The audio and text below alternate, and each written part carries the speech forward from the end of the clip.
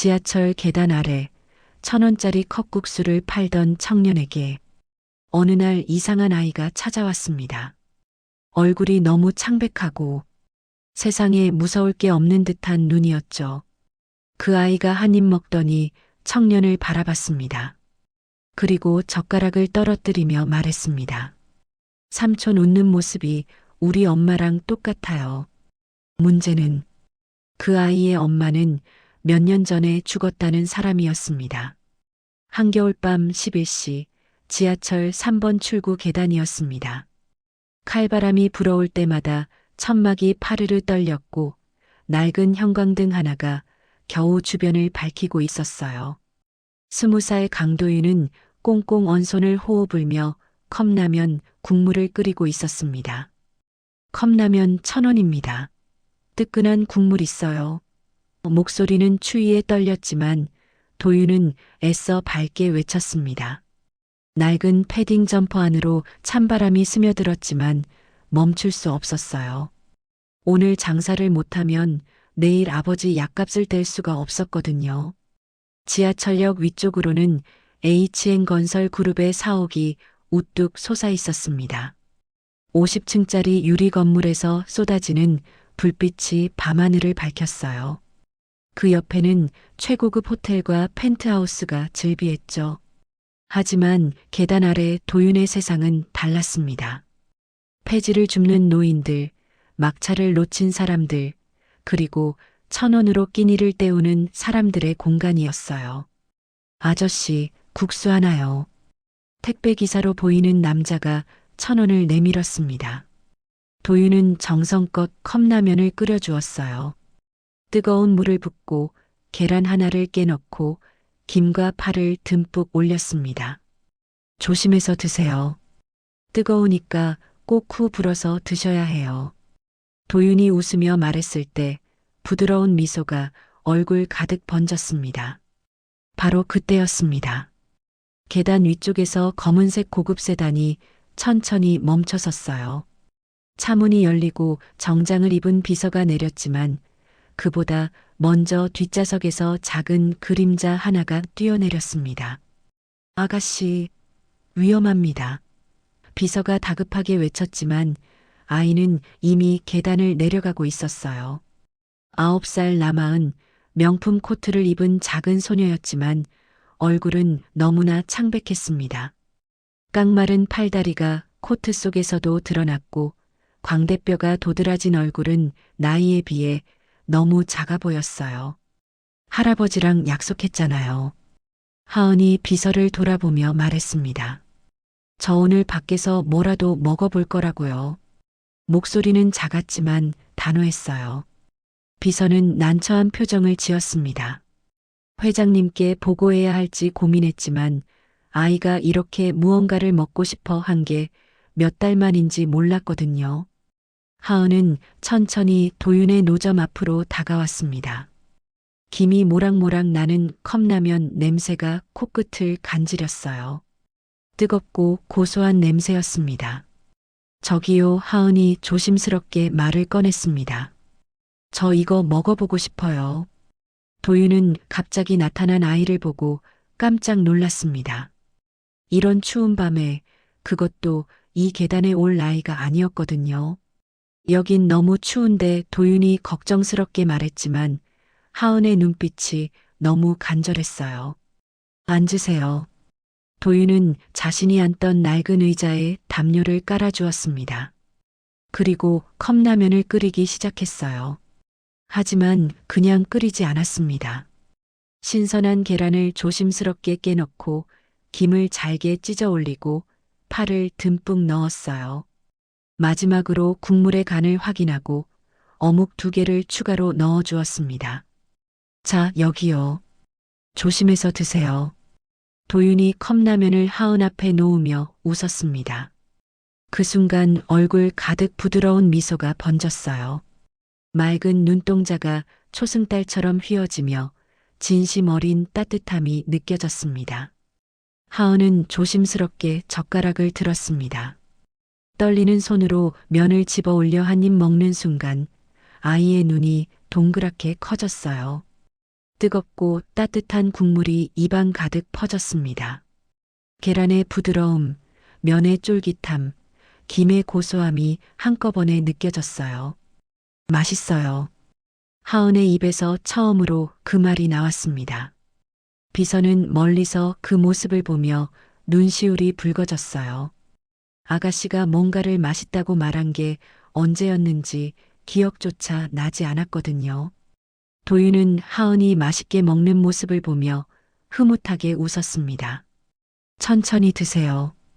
뜨거우니까 꼭 후 불어서 드셔야 해요. 그리고 또다시 환하게 웃었어요. 맑고 부드러운 미소였습니다. 그 순간이었습니다. 하은이 갑자기 젓가락을 멈췄어요. 그리고 도윤의 얼굴을 뚫어지게 바라보기 시작했습니다. 컵라면에서 올라오는 김 사이로 도윤의 얼굴이 선명하게 보였어요. 웃는 모습, 맑은 눈동자, 부드러운 입가의 성까지. 삼촌 하은의 목소리가 떨렸습니다. 웃는 모습이 아이는 말을 잇지 못하고 눈물이 글썽였어요. 우리 엄마랑 똑같아요. 도윤은 당황한 표정으로 하은을 바라봤습니다. 비서도 깜짝 놀라 다가왔어요. 아가씨, 그 말씀은? 하은은 눈물을 닦으며 말했습니다. 할아버지가 항상 말했어요. 엄마 웃을 때 세상에서 제일 따뜻한 미소를 짓는다고요. 아이의 목소리는 떨렸지만 확신에 차 있었어요. 이 삼촌이 딱 그래요. 엄마처럼 웃어요. 도윤은 아무 말도 할 수 없었습니다. 자신의 미소를 손으로 만지작거리며 난처한 표정을 지었어요. 비서는 하은을 보며 조심스럽게 물었습니다. 아가씨, 그럼 사모님 사진을 보여드릴까요? 아니에요. 하은이 고개를 저었습니다. 사진이 아니라 엄마가 웃던 모습이요. 할아버지가 항상 말해줬던 그 미소요. 아이는 다시 도윤을 바라보며 작게 웃었어요. 정말 똑같아요. 그날 밤 검은 세단이 떠난 후에도 도윤은 한참 동안 멍하니 서 있었습니다. 자신의 얼굴을 손으로 만지작거리며 생각했어요. 누군가의 엄마를 닮았다는 말. 그런데 왜 가슴 한구석이 이렇게 먹먹한 걸까요? 추운 밤바람이 다시 불어왔지만 도윤은 그 자리에 오래 서 있었습니다. 그리고 문득 생각했어요. 어머니가 평생 단 한 번도 말하지 않았던 아버지에 대해서요. HN건설 그룹 회장 남도연의 펜트하우스는 서울에서 가장 높은 곳에 있었습니다. 50층 너머의 하늘 정원, 바닥부터 천장까지 이어진 통창으로는 서울 시내 전체가 한눈에 내려다 보였어요. 하지만 그 화려함 속에는 깊은 슬픔이 감춰져 있었습니다. 저녁 7시 거대한 식탁에는 수십 가지 요리가 차려져 있었습니다. 미슐랭 3스타 출신 개인 셰프가 직접 만든 음식들이었어요. 프랑스식 전체, 이탈리아 파스타, 일식 스시, 한식 전통 반상까지 영양사가 계산한 완벽한 균형의 식단이었죠. 하지만 식탁 한쪽에 앉은 9살 하은은 젓가락을 들지 않았습니다. 접시 위의 음식을 그저 바라볼 뿐이었어요. 옆에서는 가정부가 걱정스러운 표정으로 지켜보고 있었고 영양사는 메모를 하며 고개를 저었습니다. 아가씨, 한 입만이라도 드세요. 가정부가 애원하듯 말했습니다. 오늘은 아가씨가 좋아하신다던 새우튀김도 준비했어요. 하은은 고개를 저었습니다. 배 안 고파요. 작은 목소리였어요. 창백한 얼굴에는 생기라고는 찾아볼 수 없었습니다. 67세의 남도연 회장이 식당으로 들어왔습니다. 정장 차림이었지만 넥타이는 풀어져 있었고 얼굴에는 피로가 가득했어요. 하은아. 도연이 손녀 옆에 앉으며 부드럽게 말했습니다. 할아버지랑 같이 먹자. 응? 하은은 할아버지를 올려다봤습니다. 그리고 천천히 젓가락을 들어 새우튀김 하나를 집었어요. 한 입 베어 물고 몇 번 씹더니 다시 내려놓았습니다. 할아버지, 전 이제 배불러요. 도연의 가슴이 철렁 내려앉았습니다. 겨우 몇 숟가락도 안 먹었는데 배부르다니요. 의사들은 이미 여러 번 경고했습니다. 심리적 거식증이라고요. 5년 전 부모님을 동시에 잃은 충격이 아직도 아이를 괴롭히고 있다고 했어요. 그래, 도연은 손녀의 머리를 쓰다듬어 주었습니다. 그럼 오늘은 이만 일어나도 좋아. 방에 가서 쉬렴. 하은이 식탁을 떠난 후 도연은 한참 동안 그 자리에 앉아 있었습니다. 수십 가지 음식이 차려진 식탁이었지만 손녀는 거의 먹지 못했어요. 영양사가 조심스럽게 다가와 말했습니다. 회장님, 이대로는 정말 위험합니다. 성장기인데 영양 섭취가 너무 부족해요. 도연은 고개를 끄덕였습니다. 알고 있었어요. 하지만 어떻게 해야 할지 모르겠었습니다. 최고의 의사들, 심리 상담사들, 영양사들을 모두 동원했지만 소용없었거든요. 밤 11시 도연은 서재에 홀로 앉아 위스키 잔을 기울였습니다. 책상 위에는 두 장의 사진이 놓여 있었어요. 하나는 딸 남지혜의 사진이었습니다. 30년 전 대학교 3학년 때 찍은 사진이었어요. 환하게 웃고 있는 딸의 모습이었죠. 도연은 그 사진을 오래 바라봤습니다. 딸 지혜는 똑똑하고 착한 아이였어요. 명문대를 수석으로 입학했고 항상 아버지를 자랑스러워했죠. 그런데 21살 때 딸이 한 남자를 집으로 데려왔습니다. 아버지, 제가 사랑하는 사람이에요. 인사드리고 싶어서 모셨어요. 지혜의 눈빛은 간절했습니다. 옆에 선 남자는 평범한 대학생이었어요. 낡은 청바지에 헌 점퍼를 입고 있었죠. 가난한 집안 출신이라는 게 한눈에 보였습니다. 도연은 그 자리에서 딸에게 말했습니다. 안 돼. 차갑고 단호한 목소리였어요. 우리 집안 딸이 그런 남자와 어울릴 순 없다. 아버지, 지혜가 울먹였습니다. 사람을 그렇게 판단하시면 안 돼요. 하지만 도연은 물러서지 않았습니다. 그는 남자를 따로 불러 돈봉투를 던졌어요. 얼마면 되겠나? 내 딸한테서 손 떼. 남자는 모욕에 얼굴이 하얗게 질렸지만 결국 돈을 받고 떠났습니다. 딸 지혜는 그 뒤로 아버지와 말을 끊었어요. 그리고 1년 후 재벌가 3세와 정략 결혼을 했습니다. 도연이 주선한 결혼이었죠. 이게 내 행복을 위한 거야. 도연은 그렇게 말했지만 딸은 결혼식 내내 웃지 않았어요. 결혼 후 지혜의 삶은 순탄하지 않았습니다. 시댁은 아들만 귀하게 여기는 보수적인 집안이었어요. 며느리에게 요구하는 것은 많았지만 존중은 없었죠. 남편은 회사 일에만 몰두했고 지혜는 점점 우울증에 빠져들었습니다. 결혼 3년 차 지혜는 임신을 했습니다. 하지만 임신 기간 내내 우울증에 시달렸어요.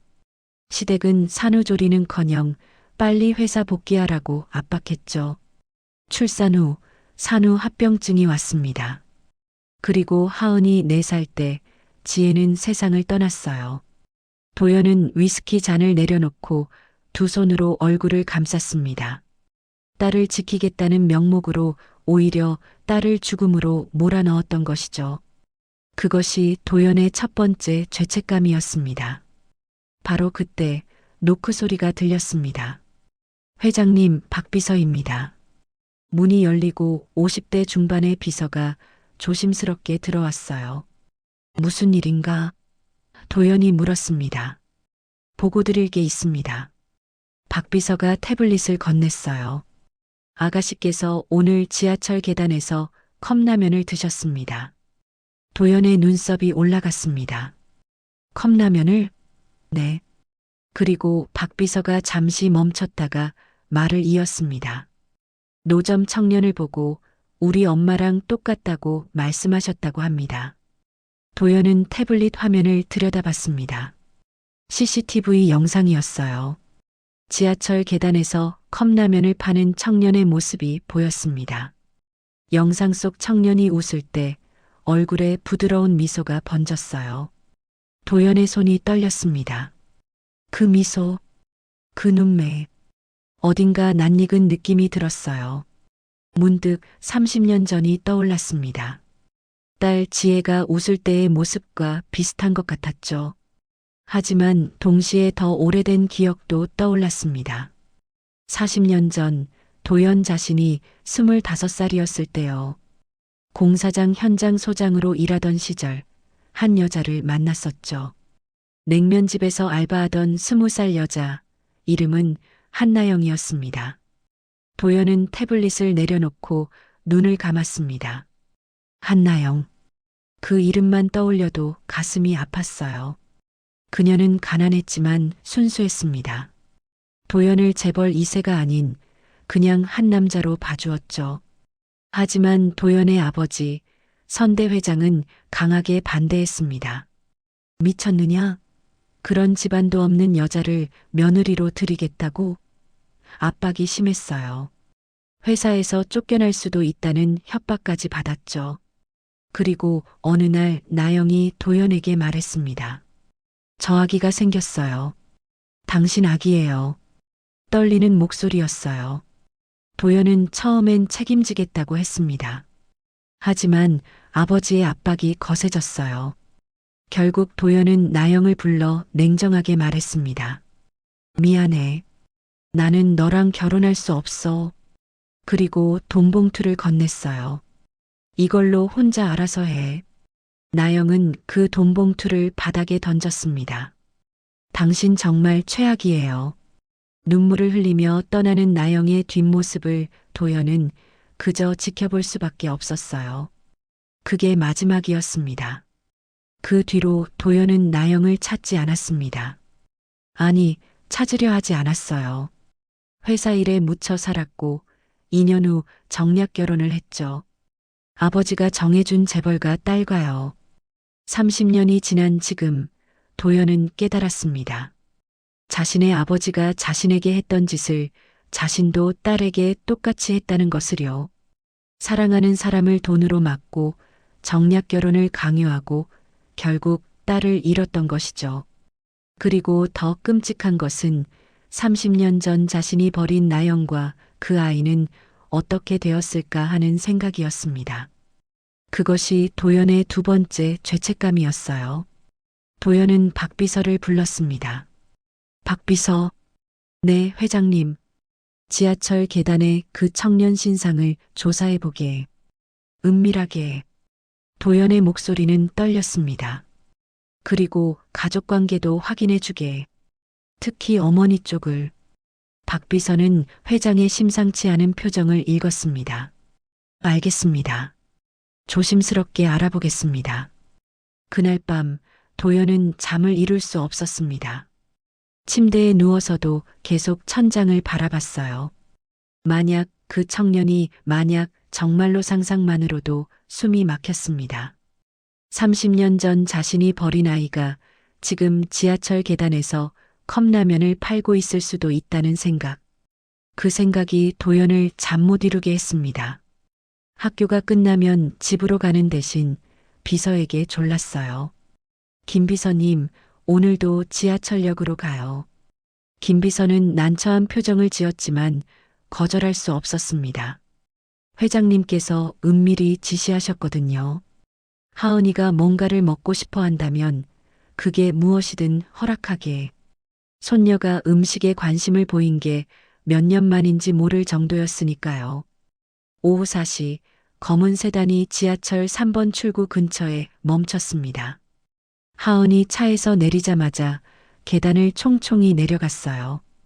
그곳에는 어제처럼 도윤이 노점을 준비하고 있었습니다. 삼촌, 하은이 밝은 목소리로 불렀습니다. 도윤은 고개를 들어 하은을 보고 환하게 웃었어요. 어제 그 꼬마 손님 또 왔구나. 저 오늘도 국수 먹으러 왔어요. 하은이 조그만 의자에 앉으며 말했습니다. 도윤은 벌써 하은만을 위한 자리를 마련해 두고 있었어요. 낡은 담요를 깔아둔 작은 의자였죠. 오늘은 좀 특별하게 만들어줄게. 도윤이 웃으며 컵라면을 끓이기 시작했습니다. 하지만 그냥 끓이지 않았어요. 소금을 조금 덜 넣고 당근과 양파를 잘게 썰어 넣고 계란은 반숙으로 만들어 올렸습니다. 마지막으로 김을 하트 모양으로 잘라 얹어 주었어요. 자, 여기. 오늘의 스페셜. 도윤이 컵라면을 하은 앞에 놓았습니다. 하은의 눈이 반짝였어요. 와, 김이 하트 모양이에요. 우리 손님은 특별하니까. 도윤이 부드럽게 웃었습니다. 하은은 조심스럽게 한 입 먹었어요. 국물을 몇 숟가락 마시고 면을 조금 먹더니 멈췄습니다. 어제보다는 조금 더 먹었지만 여전히 대부분을 남겼어요. 배불러요? 도윤이 물었습니다. 응, 미안해요. 하은이 미안한 표정을 지었습니다. 괜찮아. 천천히 먹으면 돼. 도윤이 하은의 머리를 쓰다듬었습니다. 멀리서 지켜보던 김비서는 놀라움을 감추지 못했습니다. 그래도 어제보다는 더 드셨어요. 조금씩이라도 양이 늘고 있었습니다. 다음 날 하은은 또 왔습니다. 그리고 그 다음 날도 이틀째 되는 날 하은은 면을 반 정도 먹었어요. 사흘째 되는 날 하은은 컵라면 한 개를 거의 다 비웠습니다. 삼촌. 하은이 국물을 후루룩 마시며 물었습니다. 삼촌은 학교 안 다녀요? 도윤의 얼굴에 잠시 그림자가 드리워졌습니다. 원래 다녔는데. 그는 컵을 정리하며 대답했어요. 저를 키워주신 분이 아프셔서 병원비를 제가 벌어야 해요. 집에 병원비 낼 사람이 저밖에 없어서. 병원비요? 하은이 고개를 갸웃했습니다. 응, 응. 나를 키워주신 만수 아저씨가 뇌졸중으로 쓰러지셨거든. 지금 재활병원 다니시는데 거기 돈이 많이 들어. 도윤은 억지로 웃으며 말했습니다. 그래서 대학 가는 거 포기하고 일하는 거야. 하은은 도윤을 물끄러미 바라봤습니다. 삼촌 똑똑해 보이는데요. 고3 때까지는 성적이 좋았어. 전국 모의고사 상위 1% 안에 들었었거든. 도윤이 자랑스럽게 말했습니다. 담임 선생님도 의대 준비 계속하라고 붙잡았는데 집에 돈이 없으면 다 소용없더라고. 그럼 나중에 다시 공부할 수 있어요? 하은이 물었습니다. 글쎄, 만수 아저씨 병원비랑 빚 갚고 나면 돈이 모일까 모르겠네. 도윤은 씁쓸하게 웃었습니다. 하지만 괜찮아. 이렇게 국수 팔면서 사는 것도 나쁘지 않거든. 너처럼 좋은 손님도 만나고. 하은은 더 이상 묻지 않았습니다. 대신 조용히 국수를 다 먹었어요. 그리고 작은 목소리로 말했습니다. 삼촌, 나 내일도 올게요. 그래, 언제든 와. 삼촌이 맛있는 거 만들어줄게.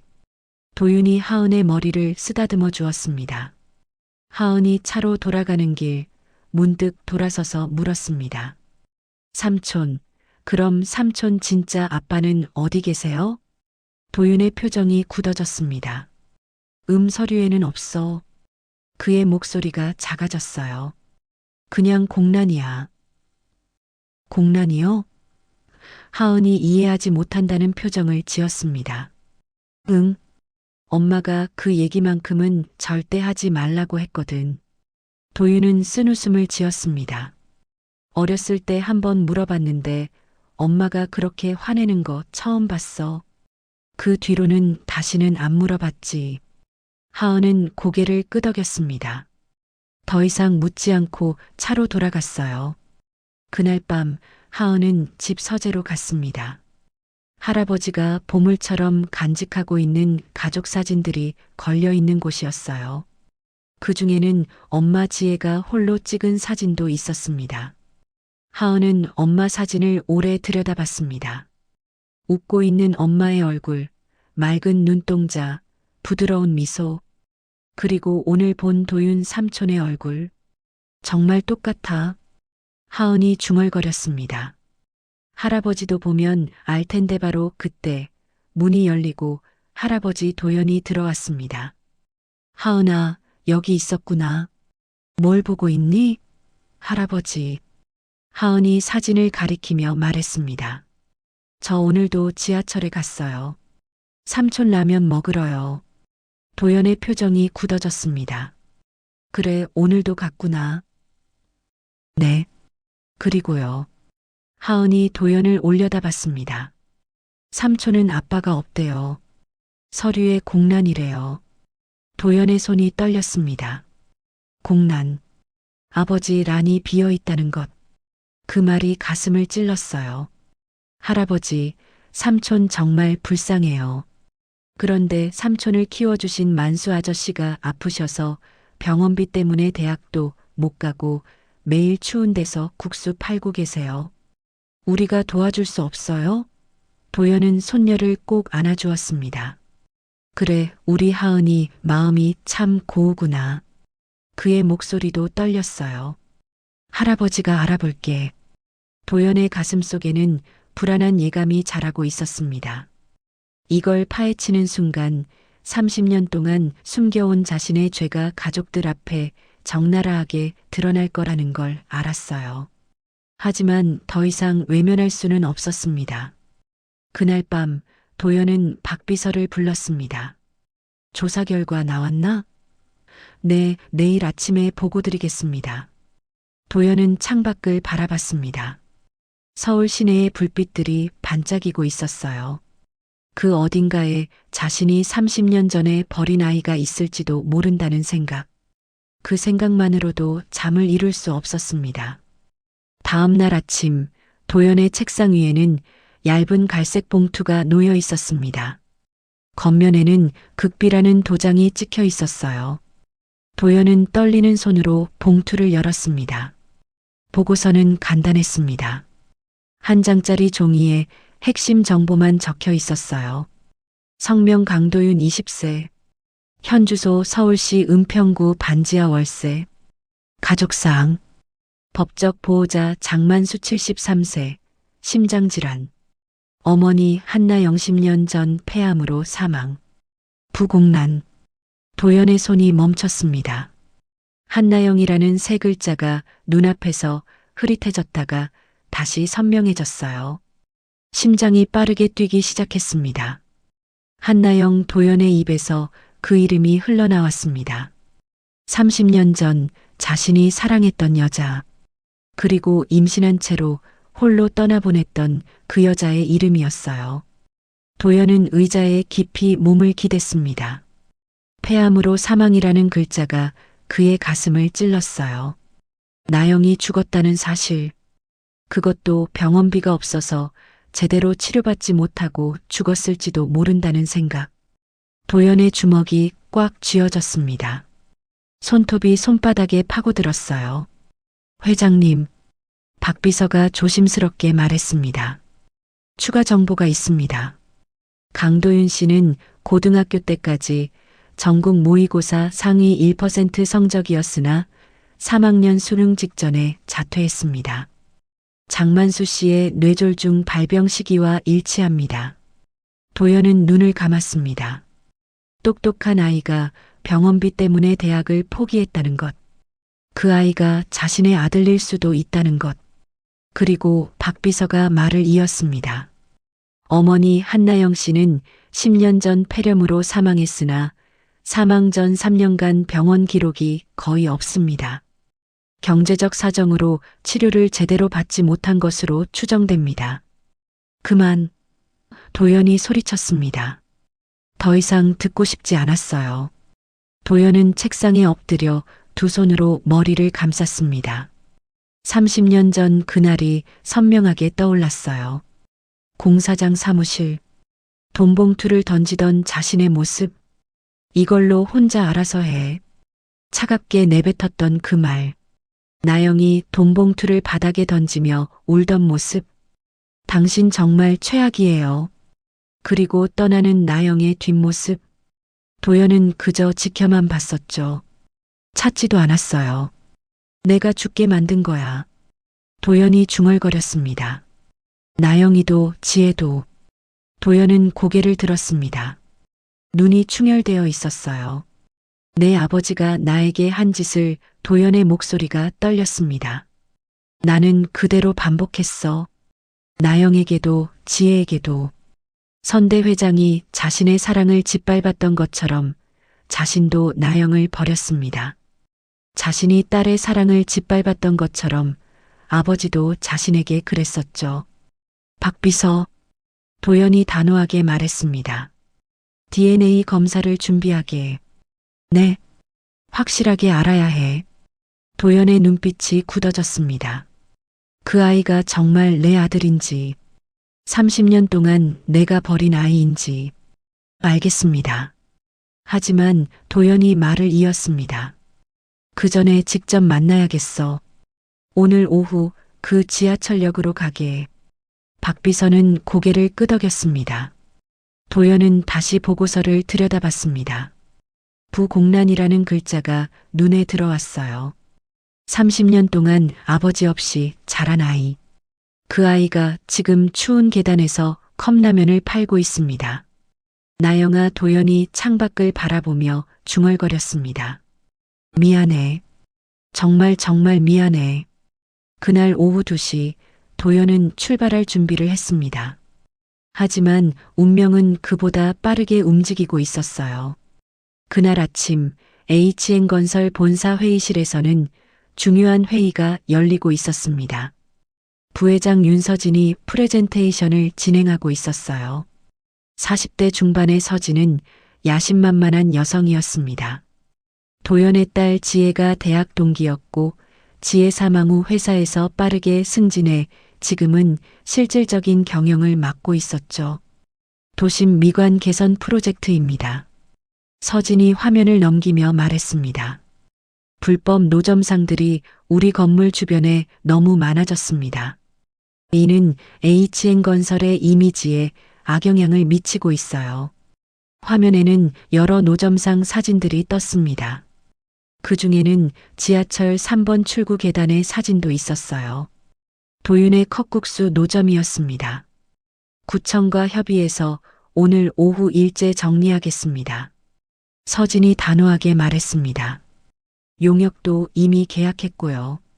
도연은 회의 내내 멍하니 앉아 있었습니다. 화면의 사진들이 눈에 들어오지도 않았어요.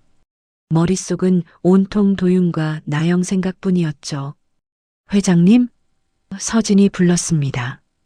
동의하시는 겁니까? 응? 아, 그래, 알아서 하게. 도연은 건성으로 대답했습니다. 그는 화면을 제대로 보지도 않았어요. 지하철 3번 출구가 포함되어 있다는 것도 몰랐습니다. 회의가 끝나고 도연은 박 비서에게 말했습니다. 오후 2시에 출발하자. 도윤이를 만나러 가야 해. 알겠습니다, 회장님. 같은 시각 도윤은 지하철 계단에서 컵국수를 준비하고 있었습니다. 하지만 오늘은 표정이 어두웠어요. 아침부터 비톡촉 전화가 계속 걸려왔거든요. 강도윤 씨, 이번 달 이자도 안 들어왔어요. 언제 입금하실 겁니까? 차갑고 기계적인 목소리였습니다. 죄송합니다. 이번 주 안으로 꼭. 도윤의 목소리는 떨렸습니다. 이번 주도 지나면 법적 조치 들어갑니다. 아시죠? 전화가 끊어진 후 도윤은 한숨을 내쉬었습니다. 아버지 병원비, 생활비, 그리고 어머니가 남긴 빚까지. 도윤의 어깨는 너무 무거웠어요. 오늘은 장사가 잘 되어야 할 텐데 도윤은 컵국수 재료를 정리하며 중얼거렸습니다. 오후 1시 갑자기 소란이 일었습니다.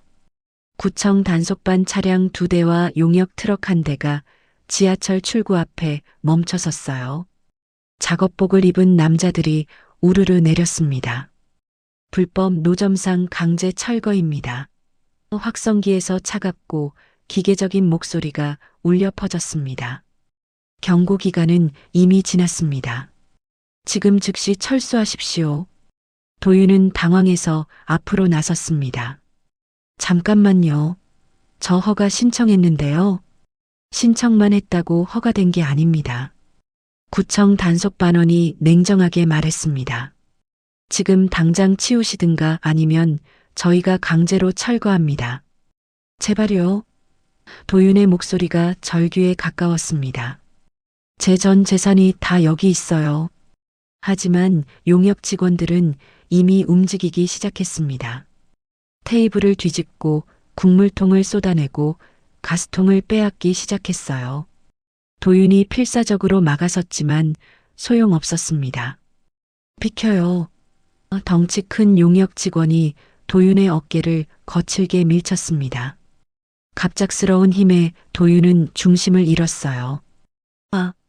짧은 비명과 함께 도윤은 계단 아래로 굴러떨어졌습니다. 철퍼덕 둔탁한 소리가 들렸습니다. 도윤의 몸이 계단 아래 흙탕물 웅덩이에 처박혔어요. 며칠 전 내린 눈이 녹아 빗물과 뒤섞여 만든 진흙탕이었습니다. 도윤의 온몸이 차가운 진흙탕에 잠겼습니다. 깨끗하게 빨아입었던 옷은 순식간에 갈색 흙으로 범벅이 되었고 얼굴에도 흙이 튀었어요. 도윤은 진흙탕 속에서 신음을 흘렸습니다. 차가운 물이 옷 속으로 스며들어 뼈까지 얼리는 것 같았어요. 바로 그때 작은 목소리가 들렸습니다. 하지 마세요. 여기 제 친구예요. 학교가 일찍 끝난 하은이 계단을 뛰어내려오다가 이 광경을 목격한 것이었습니다. 9살 소녀는 울먹이며 용역 직원 앞을 막아섰어요. 꼬마야, 위험하니까 비켜. 용역 직원이 짜증스럽게 말했습니다. 하지만 하은은 물러서지 않았습니다. 작은 몸으로 도윤의 노점잔의 앞을 막아섰어요. 안 돼요. 삼촌 라면 가게예요. 멀리서 검은 세단 한 대가 천천히 다가오고 있었습니다. 도연의 차였어요. 도연은 도윤을 만나러 가는 길이었는데 이 소란을 보고 차를 세웠습니다. 저게 무슨 일인가? 도연이 앞쪽을 가리키며 물었습니다. 박 비서는 눈을 가늘게 뜨고 상황을 파악했어요. 회장님, 구청 단속반 같습니다. 그리고 저건 우리 회사 용역 차량입니다. 우리 회사 용역이라고? 도연의 목소리가 차가워졌습니다. 네, 오늘 아침 회의에서 부회장님께서 말씀하신 노점 정리 사업인 것 같습니다. 도연의 얼굴이 굳어졌습니다. 그리고 시선이 흙탕물에 쓰러진 청년에게 향했어요. CCTV 영상에서 봤던 그 얼굴이었습니다. 도윤이었어요. 차 세워. 도연의 목소리는 낮고 단호했습니다. 회장님? 지금 당장 세우라고. 도연이 소리쳤습니다. 차가 급정거했습니다. 도연은 문을 열고 내렸어요. 겨울바람이 그의 코트를 휘감았지만 그는 추위를 느끼지 못했습니다. 지금 그의 온 신경은 흙탕물 속에 쓰러진 그 청년에게만 집중되어 있었거든요. 도윤은 천천히 일어났습니다. 온몸이 진흙으로 범벅이 된 채로 비틀거리며 일어섰어요. 그리고는 부서진 컵국수 틀 조각들을 주워 담기 시작했습니다. 이거라도 고쳐서 도윤의 중얼거림이 바람을 타고 희미하게 들렸습니다. 이미 쓸모없어진 쇠조각들을 모으는 모습이 너무나 애처로웠어요. 도연은 더 이상 참을 수 없었습니다. 그는 큰 걸음으로 앞으로 나아갔습니다. 당장 멈춰. 도연의 목소리가 현장을 가르며 울려 퍼졌습니다. 차갑지만 위압이 서린 목소리였어요. 소란스럽던 현장이 순간 조용해졌습니다. 트럭에 올라타려던 용역들이 멈춰섰고 구청 단속반원들도 고개를 돌려 도연을 바라봤어요. 구경하던 사람들도 하나둘 뒤를 돌아봤습니다. 한 용역 직원이 인상을 쓰며 도연에게 다가왔습니다. 덩치가 큰 남자였어요. 당신은 뭔데 남의 일에 참견이야? 우리 일 방해하지 말고 비켜. 남자가 손을 들어 도연을 밀쳐내려는 순간 박 비서가 재빠르게 도연 앞을 막아섰습니다. 비서는 정장 안주머니에서 명함 하나를 꺼냈어요. HN건설 그룹 남도연 회장님이십니다. 박 비서의 차분하지만 단호한 목소리가 울려 퍼졌습니다. 그는 명함을 구청 책임자로 보이는 사람에게 내밀었어요. 순간 공기가 얼어붙었습니다. HN건설 그룹, 한국 재계 12위 안에 드는 대기업. 그 회장이 직접 나타났다는 것. 구청 책임자의 얼굴이 하얗게 질렸습니다. 용역 직원들도 서로 눈치를 보며 한 걸음씩 뒤로 물러섰어요. 이게 무슨 구청 책임자가 더듬거리며 말했지만 박 비서는 명함을 그의 손에 쥐어주며 냉정하게 말을 이었습니다. 이 노점상으로 인한 모든 법적 문제 그리고 금전적 문제는 저희 HN건설그룹에서 전부 책임지겠습니다. 박 비서는 잠시 멈췄다가 더욱 차갑게 덧붙였습니다. 지금 당장 손 떼시죠. 그것은 부탁이 아니었습니다. 명령이었어요. 협상의 여지 따위는 없었습니다. 하지만 이미 철거 명령이 구청 책임자가 말을 더듬었습니다. 철거 명령을 내린 분의 연락처를 주시죠. 박 비서의 목소리는 한치의 흔들림도 없었습니다. 저희 법무팀에서 직접 연락드리겠습니다. 구청 책임자는 더 이상 아무 말도 하지 못했어요. 그저 떨리는 손으로 명함을 받아들 뿐이었습니다. 용역 직원들은 서둘러 트럭에 올라탔습니다. 도윤을 밀쳤던 남자도 황급히 뒤로 물러섰어요. 단속 반원들도 차에 올라타며 서로 속삭였습니다. HN건설 회장이라고? 진짜야? 미친, 큰일 날 뻔했어. 빨리 가자, 빨리. 차량들이 하나둘 떠나기 시작했습니다. 그 소란 속에서도 도연은 오직 한 사람만 바라보고 있었습니다. 흙탕물 속에 주저앉아 부서진 컵국수 틀을 주워 담고 있는 도윤을요. 도연은 첫걸음을 내디뎠습니다. 한 걸음. 심장이 쿵 하고 울렸습니다. 귀가에서 맥박 소리가 들렸어요. 또 한 걸음. 구경하던 사람들이 조용히 길을 비켜주었습니다. 도연은 도윤 바로 앞에 멈춰섰습니다. 도윤은 여전히 고개를 숙인 채 쇠조각을 주워 담고 있었어요. 지을그로 범벅이 된 손은 떨리고 있었습니다. 차갑게 젖은 옷에서 물이 뚝뚝 떨어졌어요. 도연은 도윤을 내려다봤습니다. 가슴이 미어지는 것 같았어요. 목이 메었습니다. 입술을 떨며 간신히 입을 열었습니다. 학생. 목소리가 나오지 않았습니다. 도연은 눈을 감았다가 다시 떴어요. 심호흡을 하고 다시 말했습니다. 학생. 도윤이 움찔했습니다. 하지만 고개를 들지 않았어요. 그저 손을 멈추고 조그맣게 떨고만 있었습니다. 고개를 도연의 목소리가 떨렸습니다. 고개를 들어줄 수 있겠나? 주변이 조용했습니다.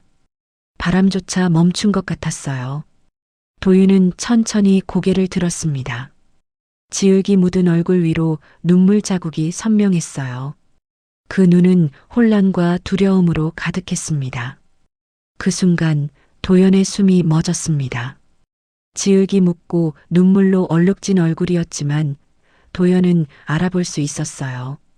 그 이마의 선을, 그 눈매를, 그 입술의 모양을. 나영이었습니다. 30년 전 냉면집에서 처음 만났을 때 나영의 얼굴이 그곳에 있었어요. 맑고 순수했던 그 눈동자, 수줍게 웃던 그 입술, 그리고 동시에 딸 지혜의 모습도 보였습니다. 지혜가 웃을 때의 그 맑은 눈빛, 그 부드러운 표정, 모든 것이 겹쳐 보였어요. 도연의 손이 떨렸습니다. 입술이 파르르 떨렸어요. 혹시 도연의 목소리는 떨렸습니다. 너무 떨려서 제대로 말이 나오지 않았어요. 혹시 내 어머니 이름이. 도윤은 멍한 표정으로 도연을 바라봤습니다. 왜 이 낯선 사람이 어머니를 묻는지 이해할 수 없었어요. 도연은 마지막 용기를 냈습니다. 떨리는 목소리로 또박또박 한 글자 한 글자 천천히 물었습니다. 한나영이니? 세 글자. 그 세 글자를 말하는 순간 도연은 세상이 멈춘 것 같았습니다. 도윤의 눈이 커졌습니다. 놀라움이 그 얼굴에 확 퍼졌어요. 네, 도윤이 작게 대답했습니다. 맞아요. 어떻게 우리 엄마 이름을 아세요? 그 대답을 듣는 순간 도연의 무릎이 꺾였습니다. 67년 인생을 꿋꿋하게 살아온 재벌 회장이 그 누구 앞에서도 무릎 꿇은 적 없던 남자가 흙탕물 바로 앞에 무릎을 꿇었어요. 눈물이 뺨을 타고 흘러내렸습니다. 입술이 떨렸어요. 목이 메어 말이 나오지 않았습니다. 도연은 두 손으로 얼굴을 감쌌습니다. 손바닥으로 눈을 가렸지만 눈물은 계속 흘렀어요. 어깨가 떨렸습니다. 한참 만에 도연은 떨리는 손을 내렸습니다. 눈물로 범벅이 된 얼굴이 드러났어요. 그는 도윤을 똑바로 바라봤습니다. 떨리는 입술을 열고 간신히 말했습니다. 그분은 목소리가 울음에 섞여 나왔습니다. 내가 사랑했던 사람이야. 도윤은 얼어붙은 채 도연을 바라봤습니다. 법적으로는 아니었지만 도연의 눈에서 눈물이 계속 흘렀어요. 내 마음속에선 평생 아내였어. 그리고 너는. 도연은 말을 잇지 못했습니다. 확신할 수 없었어요. 30년이라는 세월, 그리고 출생신고서에 부공란이라는 글자가 자꾸 머릿속을 맴돌았습니다. 박 비서가 조용히 다가왔습니다. 회장님, 일단 이곳을 떠나시는 게 좋겠습니다. 사람들이 너무 많습니다. 도연은 주변을 둘러봤습니다. 수십 명의 사람들이 이 광경을 지켜보고 있었어요. 누군가는 휴대폰을 들고 있기도 했습니다. 그래야겠지. 도연은 재킷을 벗어 도윤의 어깨에 걸쳐 주었습니다. 따뜻한 캐시미어 코트가 얼어붙은 도윤의 몸을 감쌌어요. 일단 병원부터 가자. 내 몸 상태를 확인해야 해. 도윤은 여전히 혼란스러운 표정이었지만 고개를 끄덕였습니다. 다리에 힘이 없었어요. 너무 추웠고 너무 많은 일이 한꺼번에 일어났습니다. 박 비서가 도윤을 부축해 차로 안내했습니다. 도연도 뒤따라 차에 올랐어요. 차 문이 닫히자 바깥의 소란이 차단되었습니다. 조용했습니다. 엔진 소리만 낮게 울렸어요. 도윤은 뒷좌석에 앉아 창밖을 멍하니 바라봤습니다. 지흙으로 범벅이 된 옷에서는 물이 뚝뚝 떨어졌어요. 도연은 도윤 옆에 앉았습니다. 한참 동안 아무도 말하지 않았습니다. 차는 조용히 달렸어요. 학생. 도연이 조심스럽게 말을 꺼냈습니다. 네. 도윤이 작게 대답했습니다. 여전히 창밖을 보고 있었어요. 내 이름이 뭐라고 했지? 강도윤입니다. 도윤이라 도연이 그 이름을 되뇌었습니다. 좋은 이름이구나. 침묵이 흘렀습니다. 도연은 계속 말을 이었습니다. 도윤아, 내가 지금부터 하는 말이 이상하게 들릴 수도 있다. 하지만 도연은 숨을 깊이 들이쉬었어요. 나는 내가 혹시 내 아들이 아닐까 하는 생각이 든다. 도윤은 천천히 고개를 돌려 도연을 바라봤습니다.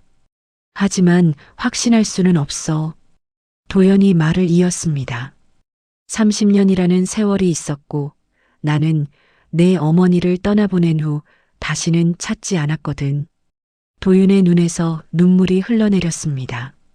그래서 도연의 목소리가 떨렸습니다. 검사를 하고 싶다. 유전자 검사. 그래야만 확실히 알 수 있을 것 같아서. 도윤은 한참 동안 도연을 바라봤습니다. 그리고 천천히 고개를 끄덕였어요. 알겠습니다. 일주일이 흘렀습니다. 도연은 그 기간 동안 단 한순간도 마음 편할 수가 없었어요. 검사 결과가 나오기를 기다리는 시간은 지옥 같았습니다. 매일 밤 잠을 이루지 못했어요. 침대에 누워서도 천장만 바라봤습니다.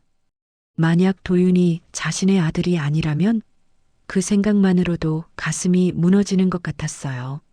하지만 동시에 만약 정말 자신의 아들이라면 그동안 도윤을 고생시킨 자신을 어떻게 용서할 수 있을까요? 도윤도 마찬가지였습니다. 병원에서 체열을 하고 집으로 돌아온 후 계속 혼란스러웠어요.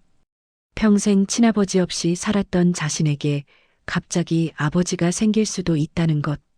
그것도 재벌 회장이라는 것. 만수 아저씨. 도윤이 반신마비로 누워 계신 장만수에게 물었습니다. 제 친아버지가 정말 있을까요? 장만수는 천천히 도윤을 바라봤습니다. 오른쪽 몸을 움직일 수 없었지만 눈빛만은 또렷했어요. 도윤아, 장만수의 목소리는 약했지만 분명했습니다. 나는 내 친아버지가 아니야. 그건 너도 알고 있잖니. 하지만 아저씨가 절 키워주셨잖아요. 도윤의 눈에서 눈물이 흘렀습니다. 제게는 아저씨가 진짜 아버지예요. 고맙다. 장만수의 눈에서도 눈물이 흘러내렸습니다. 하지만 도윤아, 내 친아버지가 정말 나타났다면 그 사람 말을 들어봐. 내 엄마가 너한테 해주고 싶었던 말이 있었을 거야. 그 말을 끝으로 장만수는 더 이상 말하지 않았습니다. 일주일 후 금요일 오후 도연은 도윤과 함께 병원을 찾았습니다. VIP 전용 진료실이었어요. 의사가 얇은 봉투를 건넸습니다. 도연의 손이 떨렸습니다. 봉투를 열 수가 없었어요. 제가 볼까요? 도윤이 조심스럽게 말했습니다. 도연은 고개를 끄덕였어요. 도윤이 봉투를 열었습니다. 종이를 꺼내 읽었어요. DNA 친자 감정 결과서. 검사 대상 남도현 67세, 강도윤 20세. 친자 관계 확률 99.99%. 결론 생물학적 부자 관계가 확인됨. 도윤의 목소리가 떨렸습니다. 친자 관계 확률 99.99%. 순간 도연의 눈앞이 하얗게 변했습니다. 99.99%. 의심의 여지가 없었습니다. 도윤은 자신의 아들이었어요. 도연은 도윤의 손에서 종이를 받아들었습니다. 부자관계라는 글자가 선명하게 적혀 있었어요. 도연의 입에서 신음이 흘러나왔습니다.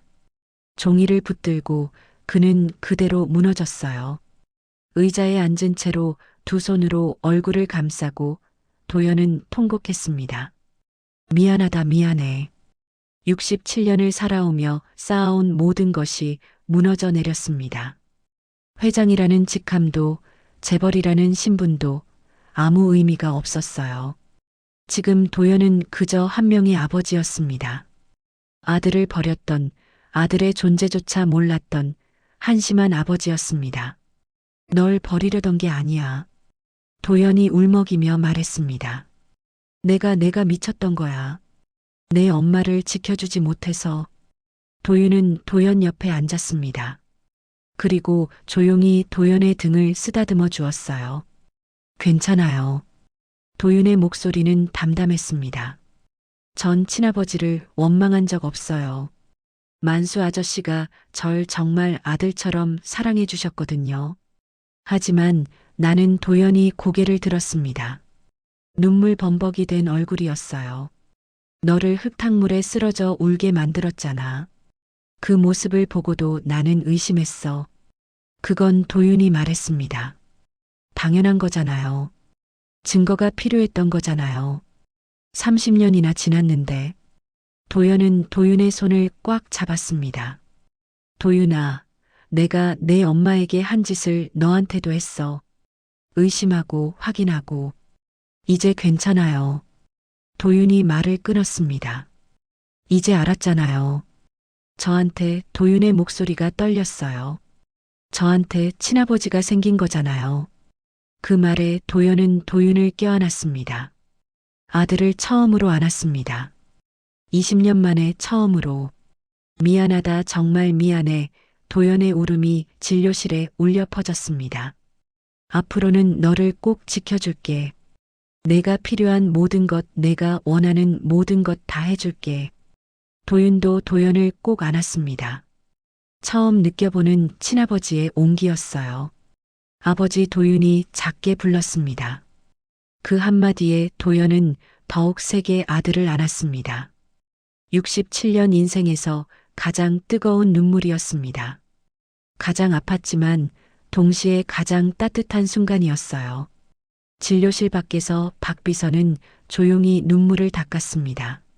30년을 도연 곁에서 지켜본 그도 이런 회장님의 모습은 처음 봤거든요. 한참을 울고 난 후 도연은 도윤의 어깨에서 손을 떼었습니다. 눈물을 닦고 심호흡을 했어요. 도윤아. 도연이 아들을 똑바로 바라보며 말했습니다. 이제부터 내가 해야 할 일들이 있어. 무슨 일이요? 도윤이 물었습니다. 우선 내 이름부터 바로 잡아야지. 도연이 말했습니다. 호적에 아버지 이름을 올리는 거야.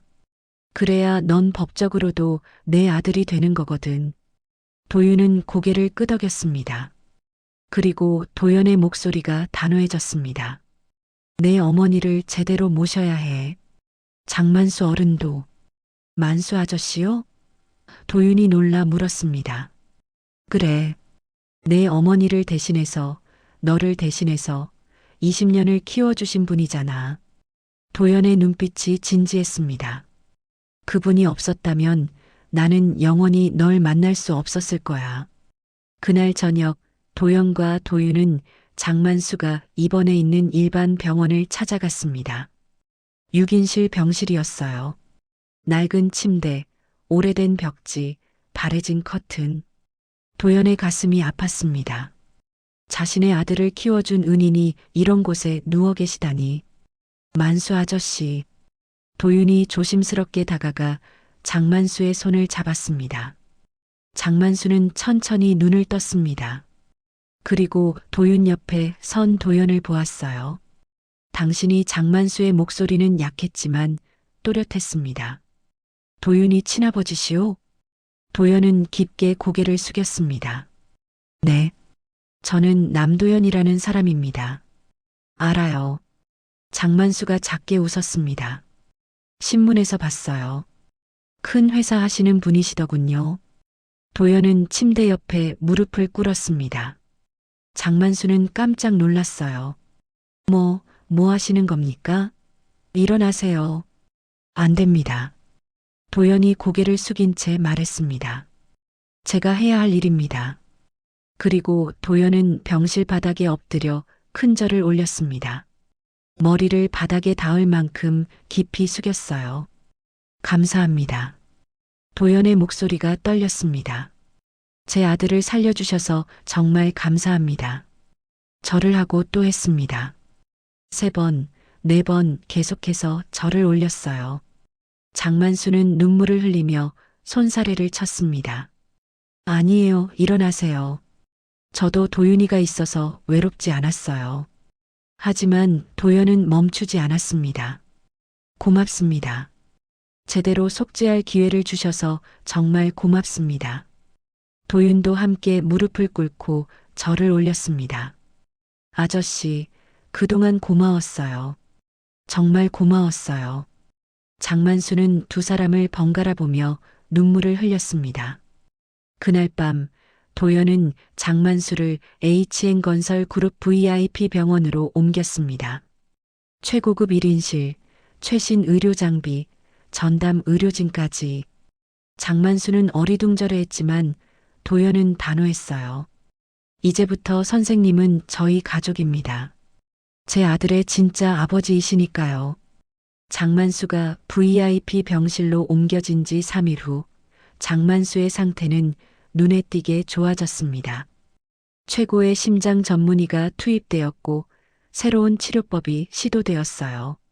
반신마비도 재활 치료를 통해 조금씩 호전되기 시작했습니다. 회장님, 장만수 환자분께서 회장님을 찾으십니다. 박 비서가 보고했습니다. 도연은 곧장 병실로 향했습니다. 넓은 창으로 서울 시내가 한눈에 보이는 병실이었어요. 장만수는 침대에 반쯤 일어나 앉아 있었습니다. 들어가도 될까요? 도연이 조심스럽게 물었습니다. 그럼요, 들어오시죠. 장만수가 손짓했습니다. 목소리에 힘이 붙기 시작했어요. 도연은 의자를 끌어와 장만수 침대 옆에 앉았습니다. 회장님, 장만수가 도연을 똑바로 바라보며 말했습니다. 제가 나영이 얘기를 해드려야 할 것 같습니다. 도연의 심장이 빠르게 뛰기 시작했습니다. 부탁드립니다. 장만수는 천천히 입을 열었습니다. 나영이를 처음 만난 건 30년 전이었어요. 제가 그때 폐지 줍는 일을 하고 있었는데 어느 날 우리 동네에 젊은 여자 하나가 이사를 왔어요. 그게 네, 나영이었죠. 장만수가 고개를 끄덕였습니다. 배가 불러 있었어요. 짐도 거의 없었고 의지할 사람도 없어 보였어요. 도연의 주먹이 꽉 쥐어졌습니다. 나영이는 출산 전날까지 일했어요. 장만수의 목소리가 떨렸습니다. 작은 식당에서 설거지하고 청소하고 배가 터질 것 같은데도 일을 멈추지 않았어요. 그렇게 도연의 목소리가 갈라졌습니다. 아이를 낳던 날도 혼자 병원에 갔어요. 제가 늦게 알고 뛰어갔는데 장만수의 눈에 눈물이 맺혔습니다. 도윤이를 낳고 나영이가 아이를 보며 웃더라고요. 그렇게 힘들었는데 아이를 보니 웃음이 나온다고. 도연은 두 손으로 얼굴을 감쌌습니다. 나영이가 아이 이름을 지었어요. 도윤, 길도의 윤택할 윤. 장만수가 말했습니다. 올바른 길을 걸으며 다른 사람에게 윤택함을 주는 사람이 되라는 뜻이래요. 나영이가 도연이 울먹였습니다.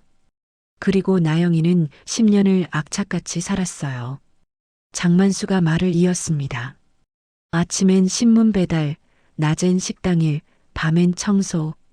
하루에 3시간도 못 자면서 도윤이를 키웠습니다. 도연은 주먹을 꽉 쥐었습니다. 손톱이 손바닥에 파고들었어요. 한 번은 제가 물었어요. 도윤이 아버지한테 연락해보지 그러냐고. 그랬더니 나영이가 그렇게 화를 내더군요. 절대로 그 사람한테 연락하지 말래요. 자기를 버린 사람이래요. 도연의 어깨가 떨렸습니다. 그리고 이렇게 말했어요. 그 사람은 저와 도윤이가 없어도 잘 살 거예요. 우린 그 사람 인생에 없던 사람들이에요. 그 말에 도연은 더 이상 참을 수 없었습니다. 울음이 터져 나왔어요. 하지만요, 장만수가 계속 말했습니다. 나영이는 가끔 당신 얘기를 하더라고요. 만수 아저씨, 그 사람 잘 살고 있을까요? 행복할까요? 그렇게 물어보곤 했어요. 원망하면서도 여전히 걱정하더군요. 도연은 고개를 들지 못했습니다. 눈물이 바닥에 뚝뚝 떨어졌어요. 10년을 그렇게 살았어요. 그러다 나영이가 아프기 시작했지요. 장만수의 목소리가 떨렸습니다. 폐렴이었어요. 겨울이었는데 병원비가 없어서 제대로 치료를 못 받았어요. 아니, 도연이 신음했습니다. 나영이가 죽기 며칠 전에 저한테 부탁했어요. 도윤이를 돌봐달라고. 자기 대신 아버지가 되어달라고. 장만수는 침대 옆 서랍을 열었습니다. 그리고 작은 봉투 하나를 꺼냈어요. 이걸 회장님께 드려야 할 것 같습니다. 이게 나영이가 죽기 전날 쓴 편지예요. 장만수가 봉투를 도연에게 건넸습니다. 당신에게 주라고 했어요. 만약 언젠가 당신을 만나게 되면요. 도연은 떨리는 손으로 봉투를 받았습니다. 낡고 누렇게 변한 봉투였어요. 겉면에는 도연 씨에게라고 적혀 있었습니다. 나영의 글씨체였습니다. 읽어보세요.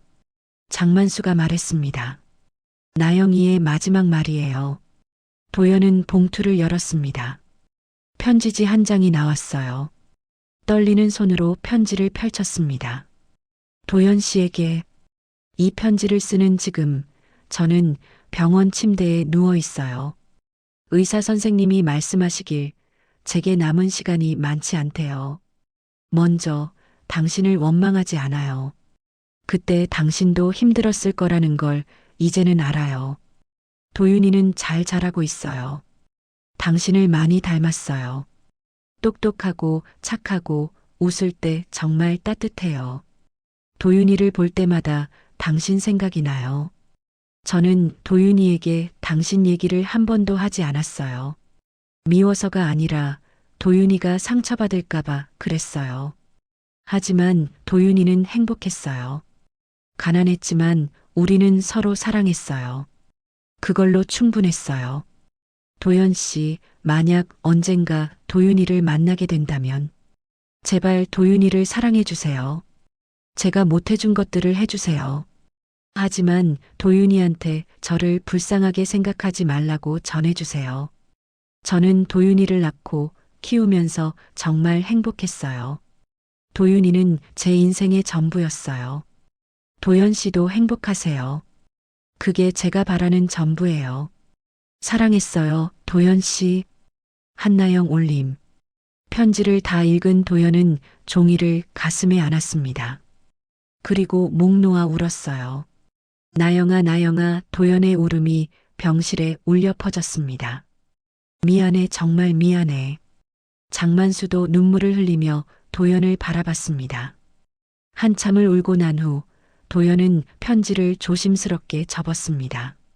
그리고 가슴 주머니에 넣었어요. 장만수 선생님. 도연이 장만수를 똑바로 바라보며 말했습니다. 저는 평생 이 죄를 갚으며 살겠습니다. 회장님, 선생님께서 나영이를 대신해서 도윤이를 대신해서 20년을 살아주셨잖아요. 도연의 눈빛이 단호했습니다. 이제는 제가 할 차례입니다. 도연은 일어섰습니다. 그리고 장만수 앞에 무릎을 꿇고 큰 절을 올렸습니다. 고맙습니다. 정말 정말 고맙습니다. 그날 밤 도연은 박비서를 불렀습니다. 재단 설립을 준비하게. 재단이라면? 한나 영장만수 기념재단. 도연의 목소리는 단호했습니다. 장학금과 의료비 지원. 돈 때문에 꿈을 포기하거나 치료받지 못하는 사람들을 돕는 재단을 만들 거야. 박비서는 고개를 끄덕였습니다. 알겠습니다, 회장님. 하지만 재단 발표 전에 예상치 못한 일이 벌어졌습니다. 다음 날 아침 박비서가 급히 서재로 들어왔습니다. 회장님, 큰일입니다. 태블릿을 건넸어요. 화면에는 SNS에 퍼진 영상이 있었습니다. 흙탕물에 쓰러진 도윤, 무릎 꿇은 회장, HN건설 회장, 숨겨진 아들 같은 제목들이 실시간 검색어 1위에 올라 있었어요. 윤서진 부회장이 회의실로 들어섰습니다. 회장님, 언론 대응이 시급합니다. 회사 이미지가. 이미지? 도연이 차갑게 웃었습니다. 20년 동안 내 아들이 겪은 일에 비하면 이미지 따위는. 하지만 주주들이 움직이기 시작했습니다. 서진의 목소리가 날카로워졌습니다. 사생아 인정, 재산 분할 회장님 자리까지 흔들릴 수 있습니다.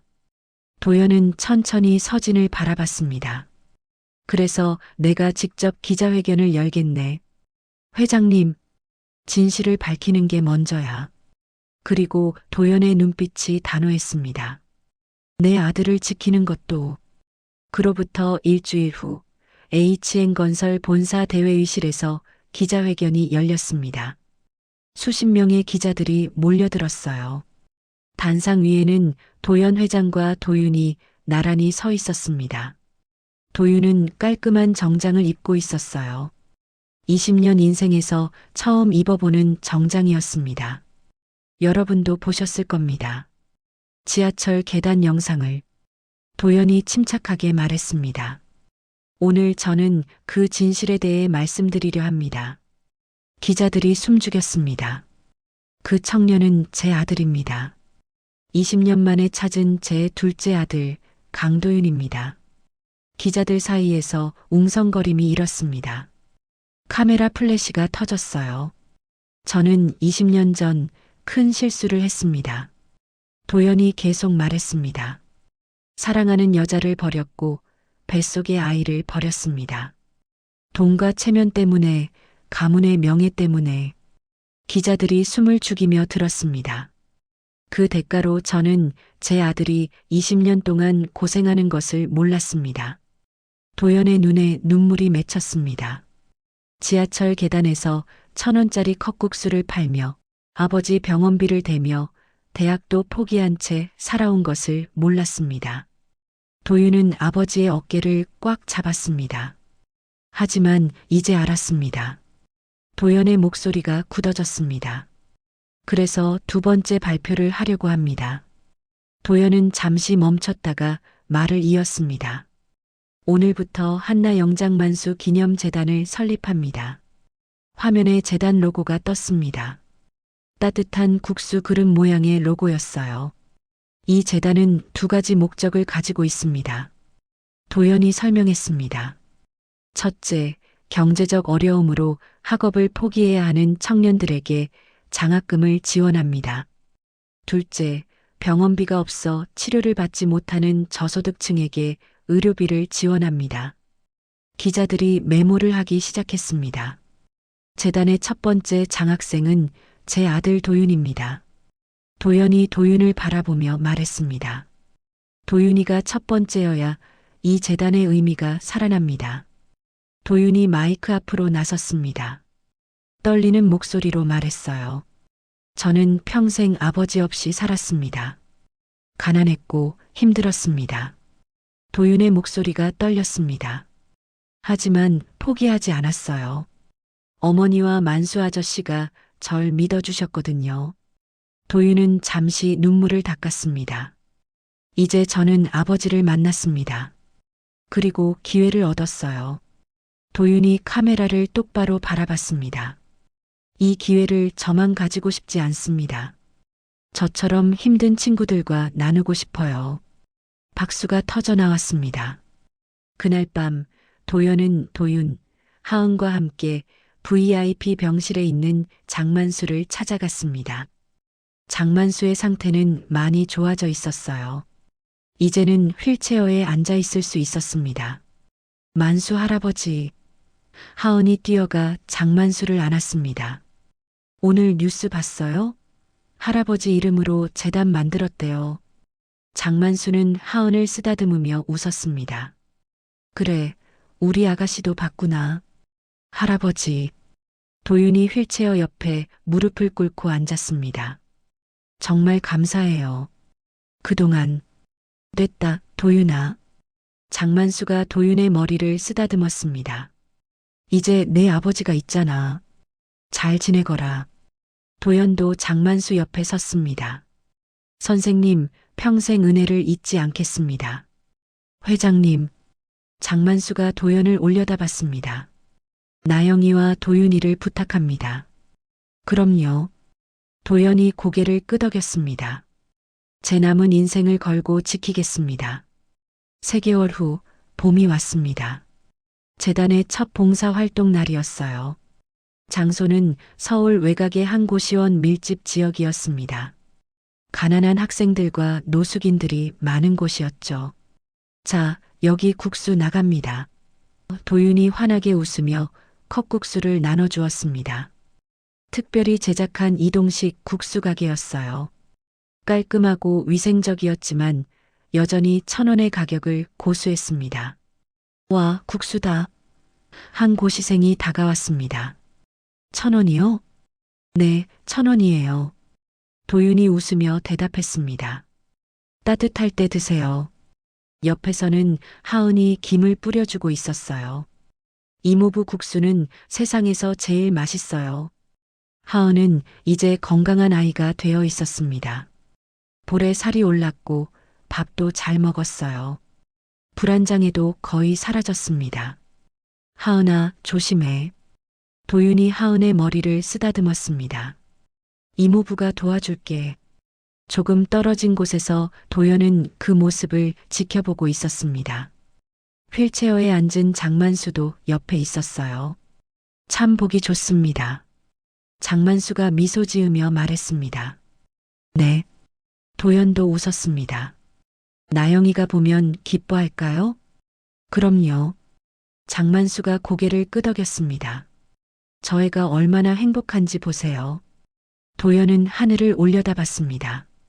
맑은 봄하늘이었어요. 따뜻한 바람이 불었습니다. 나영아. 도연이 작게 중얼거렸습니다. 우리 아들 잘 컸어. 내가 정성껏 키워준 덕분이야. 바람이 도연의 뺨을 스쳤습니다. 마치 누군가 쓰다듬는 것 같았어요. 그날 저녁 도연은 서재에 홀로 앉아 있었습니다. 책상 위에는 세 장의 사진이 나란히 놓여 있었어요. 왼쪽에는 나영의 사진, 냉면집 앞에서 찍은 30년 전 사진이었습니다. 오른쪽에는 장만수와 어린 도윤이 함께 찍은 사진, 도윤이 10살 때 사진이었어요. 그리고 가운데에는 새로운 가족 사진이 놓여 있었습니다. 도현, 도윤, 하은, 그리고 휠체어에 앉은 장만수가 함께 찍은 사진이었어요. 넷 다 환하게 웃고 있었습니다. 도연은 가운데 사진을 들어 올렸습니다. 오래 바라봤어요. 이제 우리는 가족이야. 도연이 사진에 대고 말했습니다. 그는 사진을 가슴에 안았습니다. 창밖으로는 봄바람이 불어왔죠. 따뜻한 바람이었어요. 겨울은 끝났습니다. 차가운 흙탕물 속에서 시작된 이야기는 따뜻한 봄날의 햇살 속에서 새로운 시작을 맞이하고 있었죠. 도연은 서재 창가에 서서 밤하늘을 바라봤습니다. 별들이 반짝이고 있었어요. 나영아. 도연이 별을 보며 중얼거렸습니다. 너의 사랑으로 자란 우리 아들이 이제 다른 사람들에게도 사랑을 나누고 있어. 그의 목소리는 떨렸지만 이번엔 슬픔이 아니었습니다. 감사함이었어요. 고마워. 도윤이를 낳아줘서, 키워줘서, 포기하지 않고 버텨줘서. 바람이 다시 한번 창을 두드렸습니다. 도연은 미소 지었어요. 저는 평생 돈이면 다 된다고 믿었습니다. 도연이 혼잣말을 했습니다. 그래서 사랑을 짓밟았고 딸과 아들을 잃었습니다. 하지만 지하철 계단에서 팔던 1,000원짜리 컵국수 한 그릇이 저를 무릎 꿇게 만들었습니다. 도연은 가슴 주머니에서 나영의 편지를 꺼냈습니다. 낡고 구겨진 편지였지만 그에게는 세상에서 가장 소중한 보물이었어요. 흙탕물 속에서 울던 그 아이를 이제는 제가 지켜야 합니다. 도연이 편지를 가슴에 안으며 말했습니다. 그리고 저와 같은 어른들 때문에 울지 않아도 될 아이들을 지키고 싶습니다. 다음 날 아침 도윤은 대학교 강의실에 앉아 있었습니다. 식품영양학과 1학년이었어요. 교수가 들어오며 말했습니다. 오늘은 음식과 사랑에 대해 이야기해 봅시다. 음식은 단순히 영양소가 아닙니다. 누군가에 대한 마음을 전하는 매개체죠. 도윤은 메모를 하며 생각했습니다. 지하철 계단에서 팔던 컵국수를요. 하은이 처음 먹고 맛있어요라고 말했던 것을요. 음식은 사랑이구나. 도윤은 깨달았습니다. 강의가 끝나고 도윤은 휴대폰을 확인했습니다. 아버지에게서 문자가 와 있었어요. 오늘 저녁집에서 다 같이 먹자. 내가 좋아하는 냉면 주문해 놓을게. 도윤은 미소 지으며 답장을 보냈습니다. 네, 아버지. 금방 갈게요. 아버지라는 단어를 쓸 때마다 여전히 가슴이 뭉클했습니다. 그날 저녁 도연의 집 식탁에는 4명이 둘러앉았습니다. 도현, 도윤, 하은, 그리고 휠체어로 온 장만수였어요. 자, 건배. 도연이 물잔을 들었습니다. 건배. 모두가 따라 외쳤습니다. 이모부, 내일도 국수 봉사 가요? 하은이 물었습니다. 응, 가야지. 도윤이 웃으며 대답했습니다. 우리 하은이도 같이 갈 거지? 당연하죠. 하은이 씩씩하게 대답했습니다. 장만수는 그 모습을 흐뭇하게 바라보며 도연에게 말했습니다. 회장님, 나영이가 보고 있을 겁니다. 저 하늘에서. 도연은 고개를 끄덕였습니다. 그러길 바랍니다. 식사를 마치고 도윤은 발코니로 나왔습니다. 서울 시내의 야경이 아름다웠어요. 저 아래 어딘가에는 지하철 3번 출구 계단이 있었습니다. 도윤은 그곳을 향해 작게 말했습니다. 엄마, 나 이제 행복해. 아빠도 만났고, 대학도 다니고, 좋은 가족도 생겼어. 바람이 불었습니다. 따뜻한 봄바람이었어요. 엄마가 준비해준 이 인생 잘 살게. 약속할게. 그날 밤 도윤은 오랜만에 꿈을 꾸었습니다. 꿈속에서 엄마 나영이 나타났어요. 젊고 건강한 모습이었습니다. 나영은 환하게 웃으며 도윤을 꼭 안아주었어요. 우리 도윤이 잘 컸네. 나영이 말했습니다. 엄마가 자랑스러워. 엄마 도윤이 울먹였습니다. 이제 괜찮아. 나영이 도윤의 머리를 쓰다듬었습니다. 내 아빠가 잘 지켜줄 거야. 만수 아저씨도 곁에 있고. 엄마는 어디가? 엄마는 항상 내 곁에 있어. 나영이 도윤의 가슴을 가리켰습니다. 여기에. 내가 누군가에게 따뜻한 음식을 만들어줄 때마다 엄마가 거기 있는 거야. 나영은 천천히 멀어지기 시작했습니다. 엄마, 사랑해, 도윤아. 엄마의 자랑스러운 아들. 도윤은 눈물을 흘리며 깨어났습니다. 베개가 젖어 있었어요. 하지만 슬프지 않았습니다. 오히려 가슴이 따뜻했어요. 엄마, 사랑해요. 다음 날 아침 재단의 봉사활동이 다시 시작되었습니다. 이번에는 노인 무료 급식소였어요. 할머니, 여기 따뜻한 국수 드세요. 도윤이 환하게 웃으며 국수를 건넸습니다. 부드러운 미소가 얼굴 가득 번졌어요. 아이고, 고맙네. 할머니가 국수를 받아들었습니다. 손자같이 고운 청년이 이런 일을 하다니. 제가 더 감사합니다. 도윤이 고개를 숙였습니다. 옆에서 하은이 김을 뿌려주고 있었어요. 할머니, 이거 정말 맛있어요. 멀리서 도연과 장만수가 그 모습을 지켜보고 있었습니다. 참 기특합니다. 장만수가 말했습니다. 네. 도연이 눈시울을 붉히며 말했습니다. 나영이가 정말 잘 키웠어요. 이제 회장님이 잘 지켜주시면 됩니다. 그럼요. 도연이 단호하게 말했습니다. 평생 지킬 겁니다. 그때 한 노숙인이 다가왔습니다. 남루한 옷차림이었어요. 저기 국수 한 그릇 얻을 수 있을까요? 물론이죠. 도윤이 환하게 웃으며 국수를 건넸습니다. 많이 드세요. 노숙인은 국수를 받아들고 눈물을 흘렸습니다. 고맙습니다. 정말 고맙습니다. 도윤은 그 모습을 보며 생각했습니다. 1년 전 자신도 저 자리에 있었을 수도 있다는 것을요. 아버지를 만나지 못했다면, 장만수 할아버지가 없었다면. 나는 운이 좋았어. 그러니 이제 다른 사람들에게 나눠줘야지. 해가 지고 봉사가 끝났습니다. 정리를 마치고 도윤은 하은과 함께 걸어가고 있었어요. 이모부. 하은이 도윤의 손을 잡으며 물었습니다. 이모부는 왜 국수를 만들어요? 도윤은 잠시 생각하다가 대답했습니다. 하은아, 국수는 말이야 따뜻하잖아.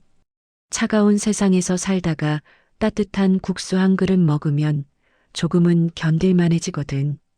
그럼 이모부는 사람들을 따뜻하게 해주고 싶은 거예요? 응. 도윤이 미소 지었습니다. 이모부도 누군가의 따뜻함으로 살아왔거든. 엄마의 따뜻함, 만수 할아버지의 따뜻함, 그리고 지금은 아빠와 하은이의 따뜻함으로. 하은은 도윤의 손을 꽉 잡았습니다.